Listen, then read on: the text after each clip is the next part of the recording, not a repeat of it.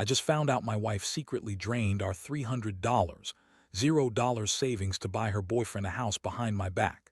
Then she lied about it until I discovered her signature on the property deed during the divorce proceedings.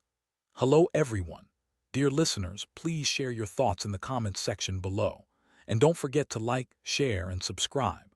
Now let's begin the video. Using a throwaway for obvious reasons, with certain specifics modified to preserve anonymity. I never thought I'd be the guy sitting here writing something like this, but here I am. The craziest part. The whole thing started with what seemed like a small, almost insignificant change, something I barely noticed at first. It was a quiet, creeping suspicion that slowly turned into outright shock.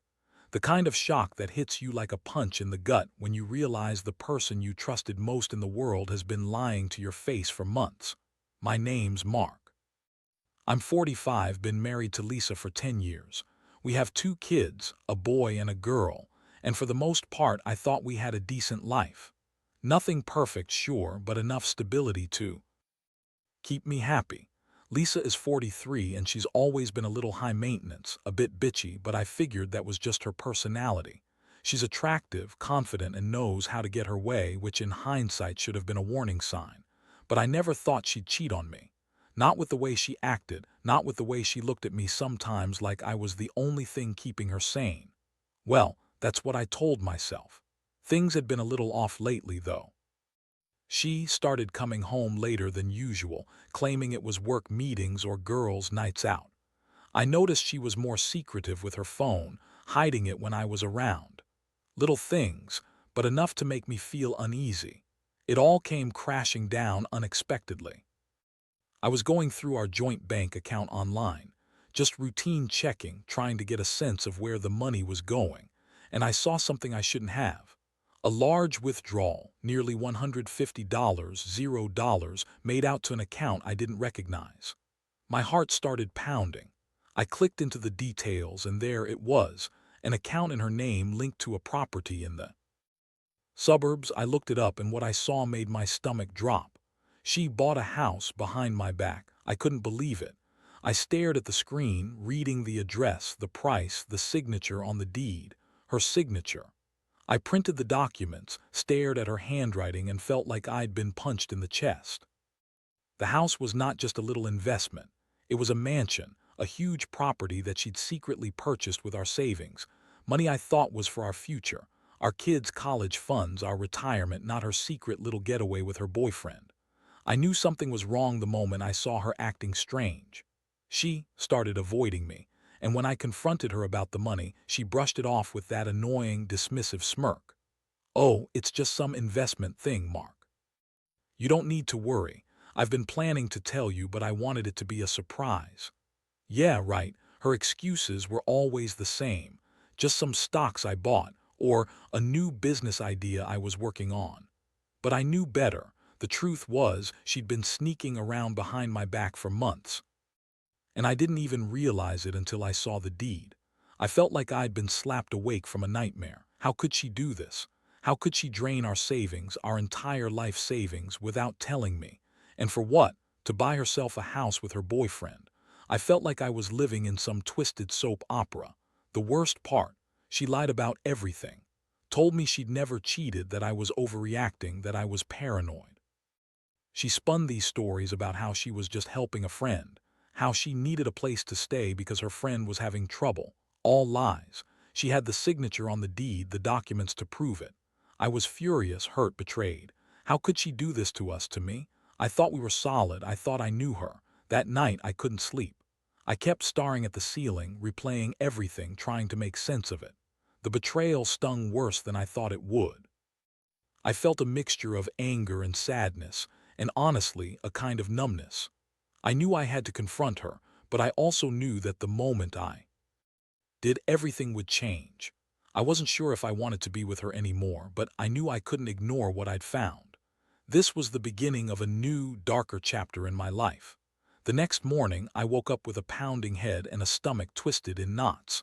I knew what I had to do. There was no way I could keep pretending like everything was normal. I got up early, made myself a strong coffee, and sat down with the documents I printed out the night before. I stared at her signature on the deed for what felt like hours, trying to process just how deep her lies went. I decided I needed answers, no more hiding from the truth. So I waited until she was in the shower, thinking maybe I could catch her off guard. When she finally came out, I looked at her with a cold, hard stare. "Lisa, we need to talk," I said, voice steady but tense. She looked surprised, maybe even a little annoyed. "What's wrong, Mark? You look like you've seen a ghost." She brushed past me, trying to act casual, but I wasn't buying it. "Do play games," I shot back. "I know about the house. I know you drained our savings 300 without telling me. I saw the deed. How could you do this? How could you lie to me?" Her face froze for a second, then she rolled her eyes and crossed her arms. "Oh, come on, Mark, you're overreacting. It's just some stupid investment I was working on. I was going to tell you, I swear. You're so paranoid about money. You don't understand what I was trying to do." I shook my head. "Don't give me that bullshit. You've been lying for months. The late nights, the secretive texts, the way you hide your phone. Who is this guy? How long has this been going on?" She scoffed, her eyes narrowing. "You're imagining things. I've been busy with work, that's all. And this guy, he's just someone I met at a charity event. We're not even serious. Just sex, nothing more. You're blowing this out of proportion." I felt my blood boil. "Sex? You're telling me all this money, all these lies, just for some quick sex? And behind my back? That's a new level of betrayal, Lisa. A selfish bitch, and I want the truth. Who is he? How long have you been seeing him?" She looked furious now, her voice rising. "You don't get to accuse me of things I haven't done. I've been busy working, trying to help us get ahead. And you're just accusing me of cheating because you're insecure. You think I'm some kind of whore." I couldn't believe her. The way she spat those words at me, the way she dismissed everything, made my stomach turn. I felt a mixture of rage and heartbreak. I'd always thought we had a good life, that we were in this together. But now I saw her for what she really was, a liar, a cheat, and a manipulator. I told her I needed some space, that I was going to think about everything. She sneered at me, calling me paranoid, saying I was overreacting. But I knew I'd uncovered something much worse than I'd imagined. She'd been planning this for months, secretly building her new life behind my back. And the worst part, she didn't even seem sorry. Just angry that I found out. The day went by in a blur. I kept replaying everything, trying to understand how I'd missed all the signs, how I'd been so blind. I felt betrayed, humiliated, and furious. I knew I couldn't stay in this marriage anymore, not after what she'd done. But I also knew I needed to be smart about my next move. I couldn't just blow everything up without a plan. That night, I started digging into her finances more. I pulled up every account, every transaction. I wanted to know exactly how much she'd taken, where it went, and how she'd hidden it from me. I also called a lawyer. I wanted to get legal advice about the house, the money, and what my rights were. I was determined to fight for what was mine, what we built together. While I was doing all this, Lisa was texting me, trying to spin her lies again. She claimed she was doing everything for us, that she had a plan to fix things, that I was overreacting. But I wasn't buying it anymore. I saw through her manipulations. She was just trying to keep me from exposing her full scheme. Deep down, I knew this was just the beginning.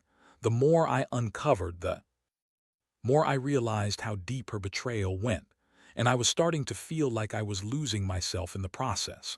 All I could think about was how I'd been duped, how I'd trusted her for so long. I'd never felt so helpless and angry at the same time. I didn't know what the future held anymore, but I knew one thing: she wasn't getting away with this. Not without consequences. The next few days were a whirlwind. I spent every free moment buried in her financial records, bank statements, and the legal documents I managed to get from the lawyer. I couldn't believe how carefully she'd hidden everything. Accounts in her name, offshore transfers, secret signatures on property deeds. It was like she was trying to cover her tracks, but I was determined to find every single one. That's when I stumbled upon a transfer, an enormous sum that had gone directly from our joint account into an account in her name. The transfer was made just 2 weeks before I found out about the house. I printed out the transaction details, stared at the date, and felt my stomach turn. She'd been planning this for months, slowly siphoning money away, all while pretending everything was fine. I decided I needed to confront her again, but this time I was ready with facts. I called her into the living room, laid out all the evidence on the table, and looked her straight in the eyes. Lisa, I know about the money. I know you've been stealing from us, hiding things. I know about the house. How long have you been cheating on me? She looked stunned for a second, then her face twisted into that familiar smirk. Mark, you're overreacting. You're paranoid. All this is just because I was stressed about work. I swear I didn't mean for it to get this bad. I was furious.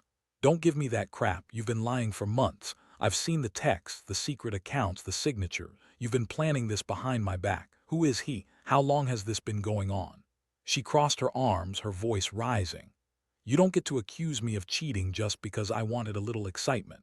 I told you I was busy with work and you just assumed the worst. Besides sex with him, it's just sex. It doesn't mean anything. I shook my head, feeling the rage boiling inside me. Just sex. You drained our savings for him, bought him a house, and you call it just sex. You're a selfish bitch, Lisa. How could you do this? How could you lie to me for so long? She rolled her eyes. You're being dramatic. I never wanted to hurt you. I needed a way out, okay? Things weren't working and I was tired of pretending everything was perfect. That's all. That's when I saw the cracks in her facade.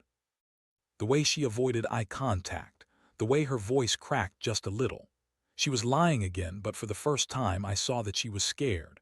Not remorseful, just scared that I might actually leave her. I told her I needed space, that I was done talking for now. I grabbed my phone and called the lawyer again, told him I wanted to move forward with the divorce. I couldn't stay married to someone who had betrayed me so completely, who had manipulated and lied and stolen from us. That night I couldn't sleep. I kept looking at her, lying. They're in bed, pretending everything was fine, but I knew the truth now. She was a different person, someone I didn't recognize.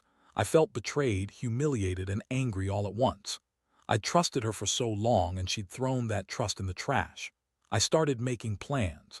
I'd take her to court over the house, demand she give me my fair share of the money she stole, and make sure she couldn't get away with it.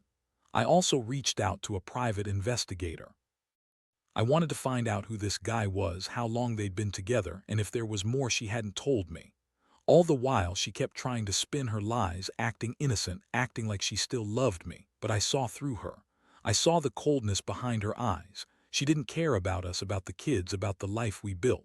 All she cared about was herself and her new boyfriend. The emotional toll was staggering. I felt like I was drowning in betrayal. The trust I'd had in her, gone. I was angry at myself for not seeing it sooner, for not noticing the signs. But more than anything, I was furious that she'd taken everything from us, from me. Our savings, our future, our marriage. And she had the nerve to lie and deny it all. This is where I stand now. I'm facing a complete wreckage of a life I thought was stable. I'm trying to pick up the pieces, but every time I think about what she did, I get this sick feeling in my stomach. I don't even know who she is anymore. All I know is that I'll fight for what's mine, for what's right, and I won't let her get away with this without paying the price.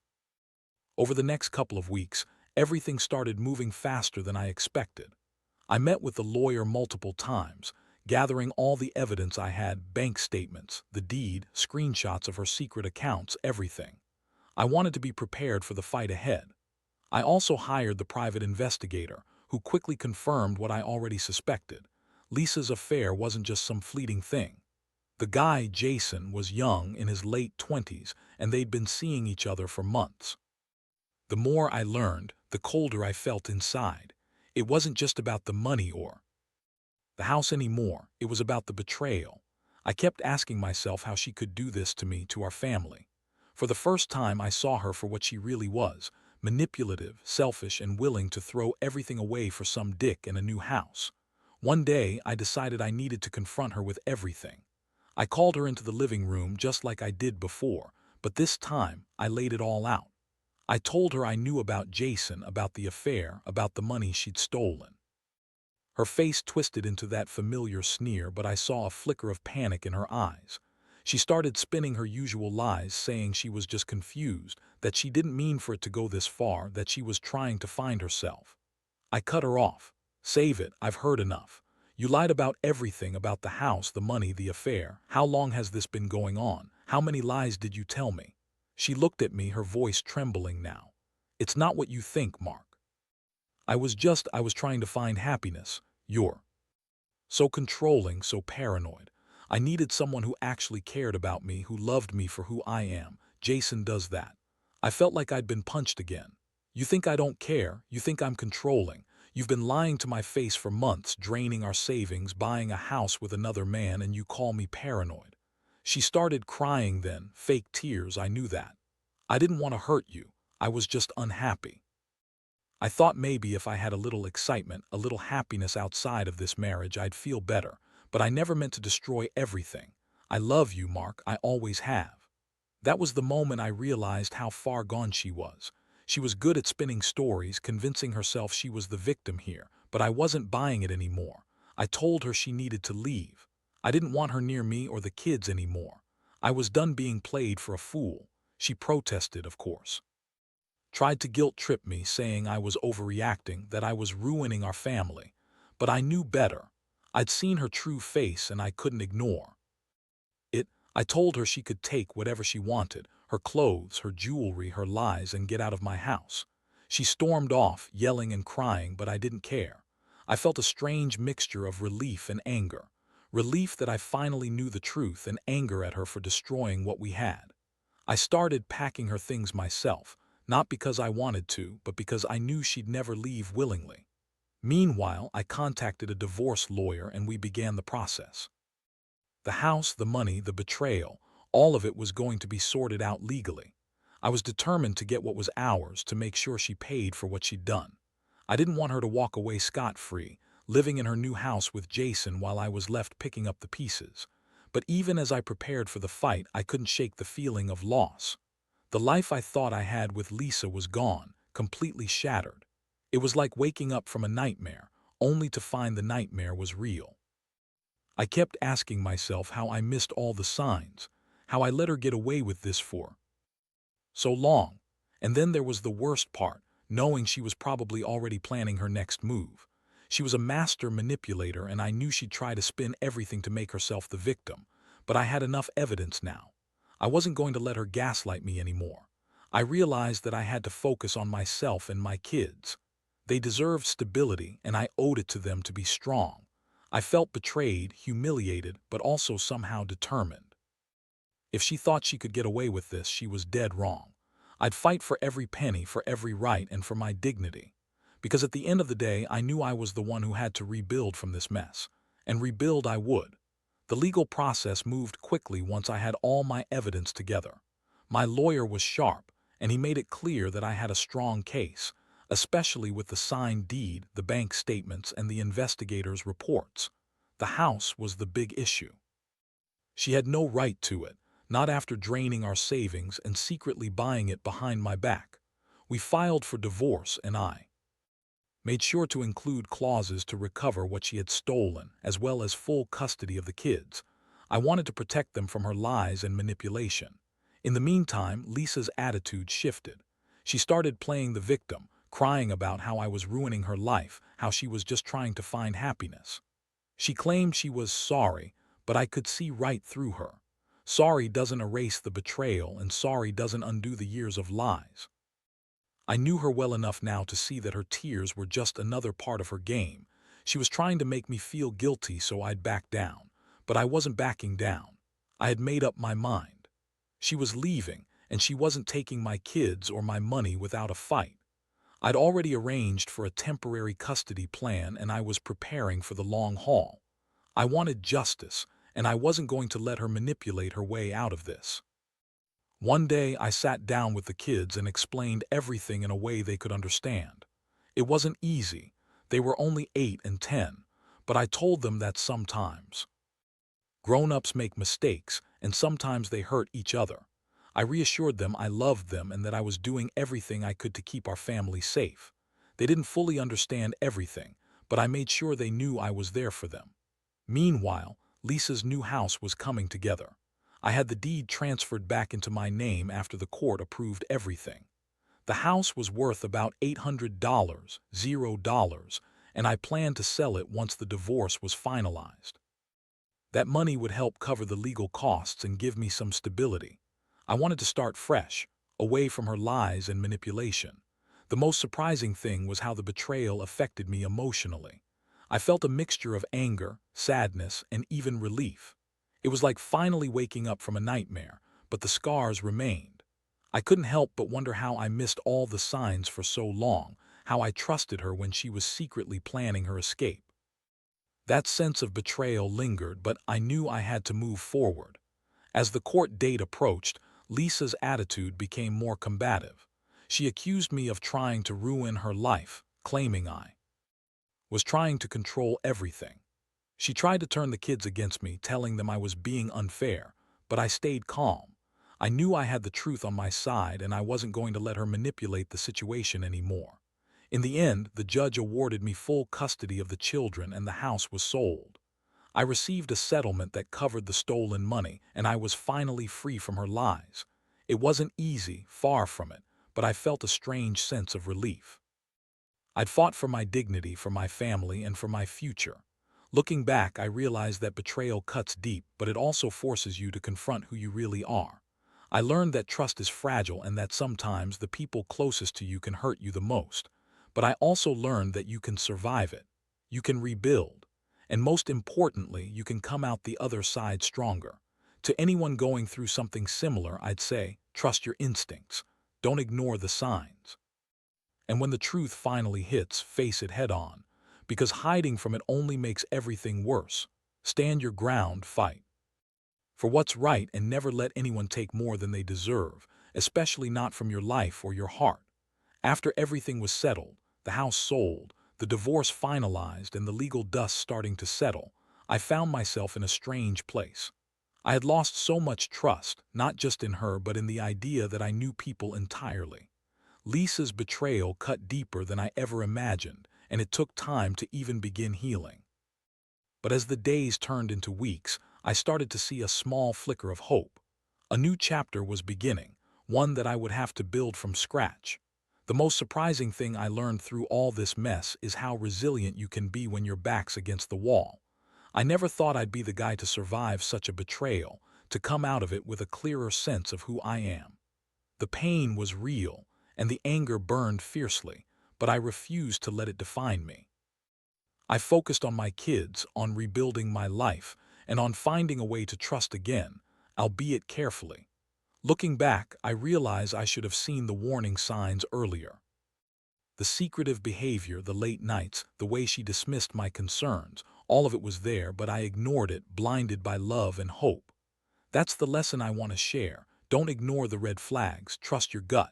Because once the betrayal hits, it's like trying to put a shattered mirror back together. You can try, but the cracks will always be there. Now I'm not perfect. I still carry scars, emotional scars that remind me of what I went through. But I also carry a sense of strength I never knew I had. I've learned to be more cautious, more aware, and most importantly, more careful about who I let into my life. Not everyone is who they seem, and sometimes you have to learn the hard way. To anyone reading this who might be going through their own betrayal, I want you to know you're not alone. It hurts, it's unfair, and it feels like your world is falling apart. But it's also an opportunity to rebuild, stronger, wiser, more aware. Take your time. Don't rush into anything. Trust yourself first. And never let anyone steal your peace or your dignity. I don't know what the future holds, but I do know one thing. I will never forget what happened, and I will use it as a lesson. I will be cautious, but I won't live in fear. I'll keep moving forward one step at a time, knowing that I survived the worst and came out the other side. And that in itself is a kind of victory.